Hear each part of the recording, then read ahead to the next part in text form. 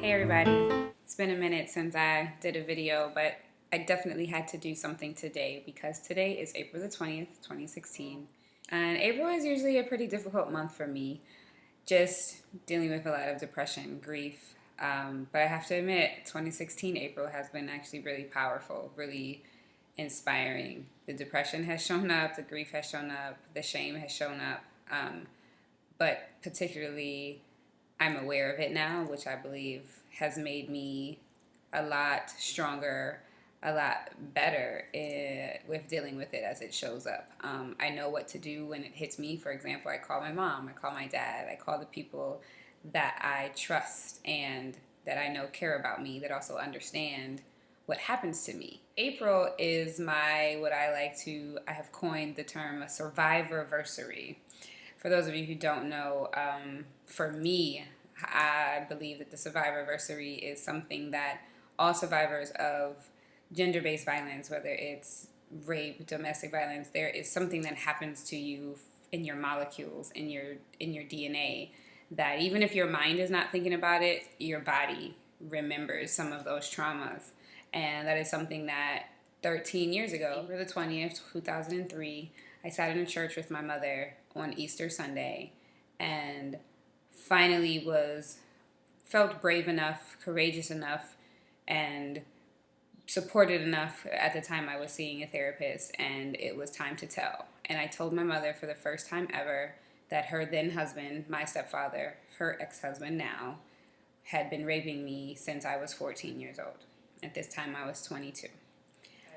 Usually April is really tough, and over these past 13 years, and it's not just only April, but April was very, very heavy for me. But this particular April, I have to acknowledge that I was really, really unaffected, I guess is the way to say it. I didn't have too many bad days. I had some days that when I felt it coming on, I just called my mom.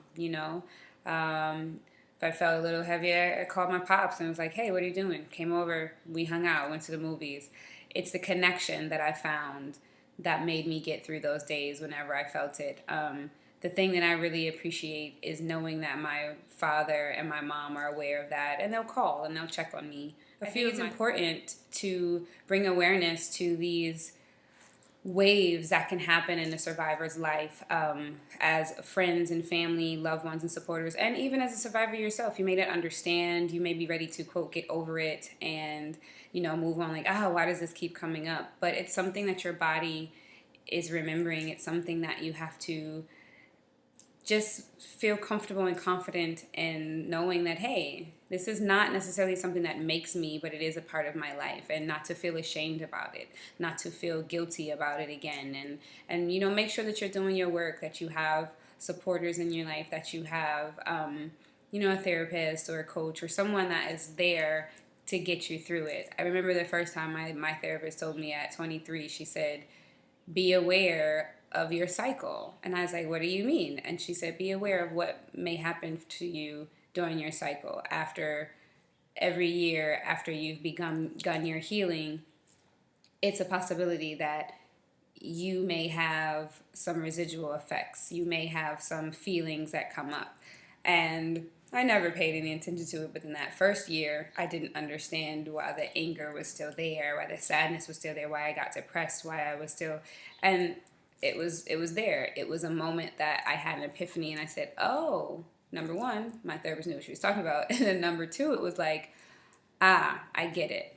5 years later, when I thought I was better, I dealt with some other similarities, and then finally it became something that I had to accept, like, oh, April, particularly around the 20th, particularly around the last 2 weeks of April, so many things transpired in my life. Not only did I tell the truth, I finally told the truth. I told my brother, told my sister, I told my sister. Like, it just was a domino effect of compassion and empathy and togetherness, that my family came together and we supported, and we discovered, how intense this generational curse was in my family. And in less than 2 days, He was removed from our home. He was arrested. We changed locks on doors. You know, things just transpired, and it was a whirlwind.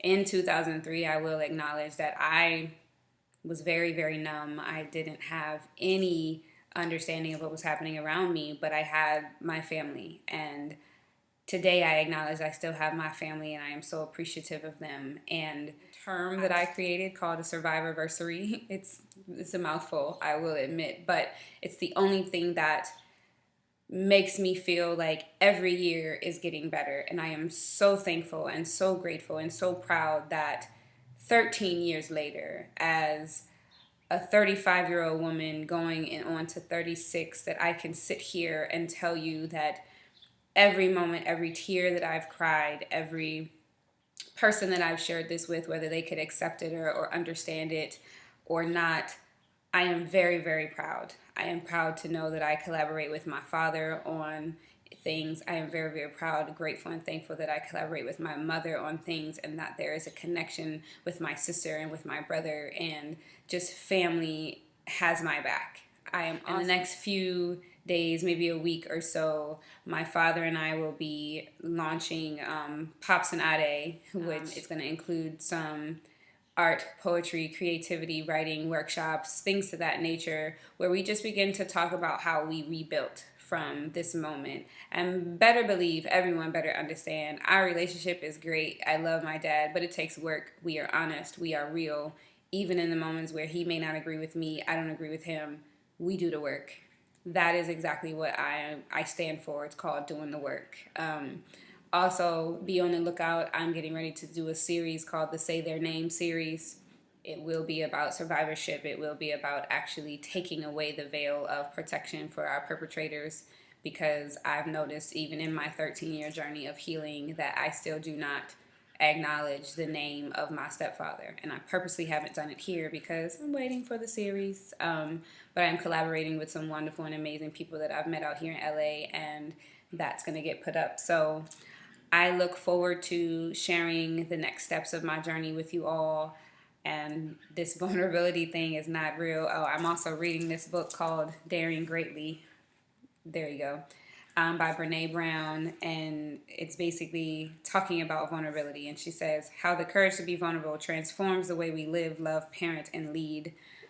When I tell you the first 12 pages of this book made me cry, because it was a confirmation that this journey of vulnerability, of transparency, of authenticity, of being just keeping it real, it's not easy.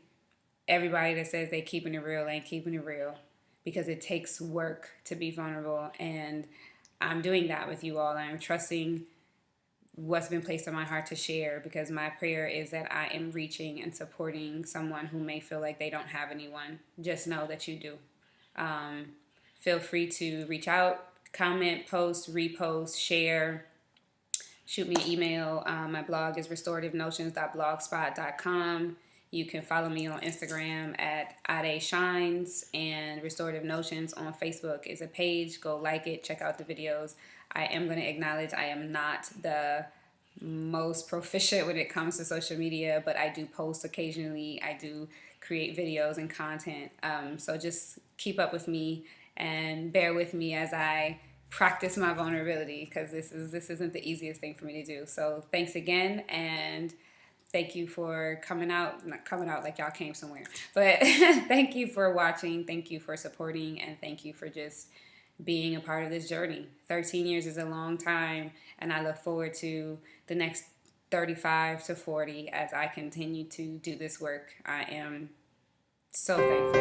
All right, you guys enjoy the rest of your day.